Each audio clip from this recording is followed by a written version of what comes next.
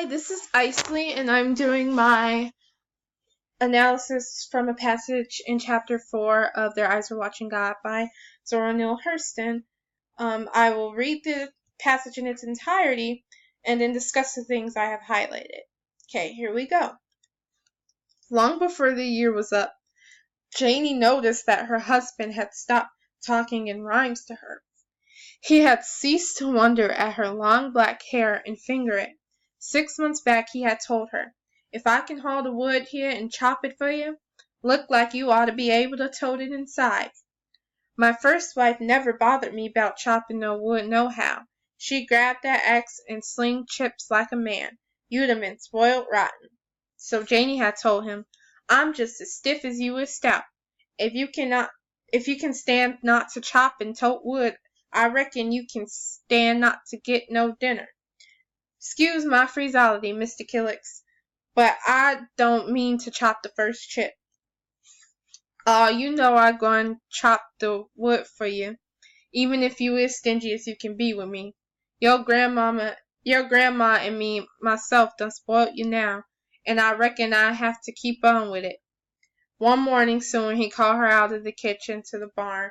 He had the mule all saddled at the gate. "Look here, little bit, help me out some. Cut up these seed taters for me. I got to step off a piece." "Where you going?" "Over to Lake City to see a man about a mule." "What you need 2 mules for? Less'n you aims to swap off this one."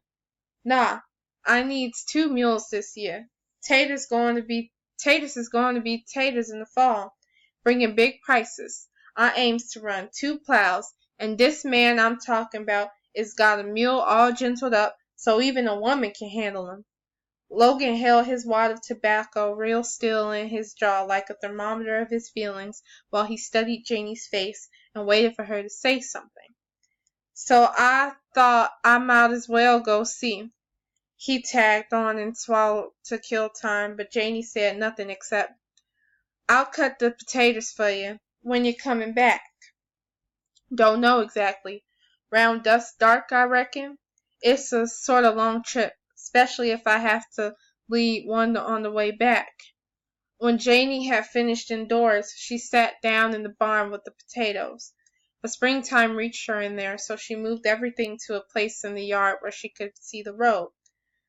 The noon sun filtered through the leaves of the fine oak tree where she sat and made lacy patterns on the ground. She had been there a long time when she heard whistling down the road. It was a city-fied, stylish dressed man with his hat set an angle that didn't belong in these parts. His coat was over his arm, but he didn't need it to represent his clothes. The shirt with the silk sleeve holders was dazzling enough for the world. He was a seal brown color, but he acted like Mr. Washburn or somebody like that to Janie. Where would such a man be coming from? And where was he going? He didn't look her way, nor no other way, except straight ahead. So Janie ran to the pump and jerked the handle hard while she pumped. It made a loud noise and also made her heavy hair fall down. So he stopped and looked hard, and then he asked her for a cool drink of water. Janie pumped it off until she got a good look at the man. He talked friendly while he drank. Joe Starks was the name. Yeah, Joe Starks, from in and through Georgie. Been working for white folks all his life. Saved up some money round these $300, yes indeed, right here in his pocket. Kept hearing about them building a new state down here in Florida and sort of wanted to come. But he was making money where he was. But when he heard all about him making a town all out of colored folks, he knowed that was the place he wanted to be. He had always wanted a big voice, but the white folks had all the say-so where he come from and everywhere else except in this place that colored folks was building them theirselves. That was right, too. The man that built things ought to boss it. Let colored folks build things, too, if they wants to crow over something. He was glad he had his money all saved up. He meant to get there whilst the town was yet a baby. He meant to buy in big. It had always been his wish and desire to be a big voice, and he had to live nearly 30 years to find a chance. Where was Janie's mama and papa? Okay, now going back to the beginning, we have Janie noticed that her husband had stopped talking in rhymes to her. So this is kind of characterization and selection of detail, because we know that by having this detail in there, we know that she has been married for quite some time. And also, it kind of characterizes her husband as someone who puts up a front about himself in like the beginning stages of like a relationship, and then slowly kind of revealing who he is towards, as they're starting to get like deeper into like their marriage. And also it kind of shows that he was like very like sweet and kind of like marveling at her, and now he's not. And then also with the simile, my first wife never bothered me about chopping no wood, no how. She grabbed that axe and sling chips like a man. So this simile is used to kind of show that Logan's first wife would like do things herself, and he kind of wanted Janie to do things herself as well. So he kind of used this example to kind of get her to want to do it, so she can in a way be like his first wife. And then here we have, you done been spoiled rotten. This is a metaphor to describe humans who are, very pampered and have lots of people do things for them and are used for people doing things for them, and they kind of, don't expect to do anything.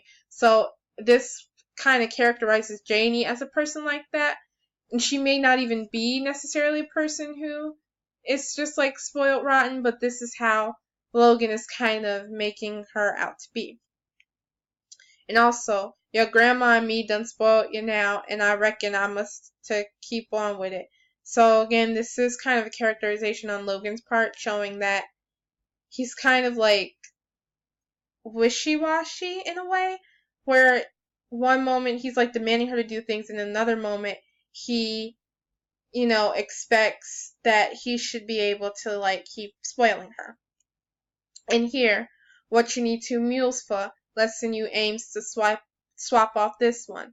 So this can be taken literally and figuratively. Literally, Janie's like asking, like, are you aiming to get a replacement for the mule we have? And then also figuratively, where you kind of look at her as she's the mule, saying like, since like women, especially back then, were considered mules, carrying like the home and, and everyone inside it. And so it's kind of like she's wondering like if he's going like to get someone new in replacement of her. And so with the time period and the author like knowing how people think, it was like kind of an intentional thing to do. And in here, Logan held his wad of tobacco real still in his jaw like a thermometer of his feelings. It's a simile used to kind of describe how he feels about Janie not really saying much to him. Excuse me. So he's kind of using that tobacco in his mouth to kind of like hold his feelings together. And here, but springtime reached her in there, so she moved everything to a place in the yard where she could see the road. This is more of selection of detail because it's springtime, and you also see that Janie likes to look at the road, and it could be possibly to see like something exciting, which is kind of like a stark contrast, like her life, her being all alone as like her husband's going out and buying a new mule, and also could possibly be foreshadowing for when she meets the stranger that comes up. In here, we meet the stranger. It was a city-fied, stylish dressed man with his hat set at an angle that didn't belong in these parts. His coat was over his arm, but he he didn't need it to represent his clothes. So it's used to, so this is kind of characterization of the man. He's obviously not from around there, and then like his clothes are kind of symbolic to like where he might be from, which as like said citified, so from more than likely from the city. And then here he didn't look her way nor no other way except straight ahead, so Janie ran to the pump and jerked the handle hard while she pumped. So this kind of shows how Janie characterizes Janie as like someone who wants to be seen and noticed by this like interesting person.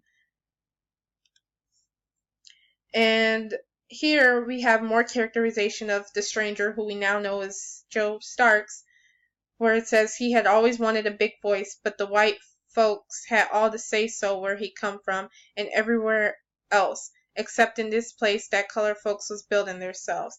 So this kind of shows that he's always had plans to like, he's always was like very ambitious, and he always wanted to be on top in life, and it shows him that he will like do any means like necessary in order to do that, and he kind of sees that in this town that's being built for only like for black people.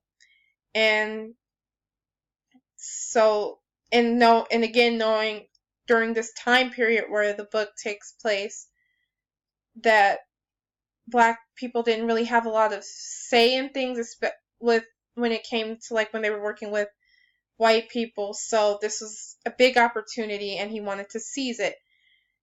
And then here he meant to get there whilst the town was yet a baby. It's kind of personification because it shows that he wants to kind of nurture the town and help it grow, and he knows he can only do that if he can get to it while it's still young and fresh and able to be molded into something he wants to be. And he may be, and Joe may seem like a hero to these people for doing such a thing and helping the town grow. So I hope you got an understanding of this passage, and have a good day.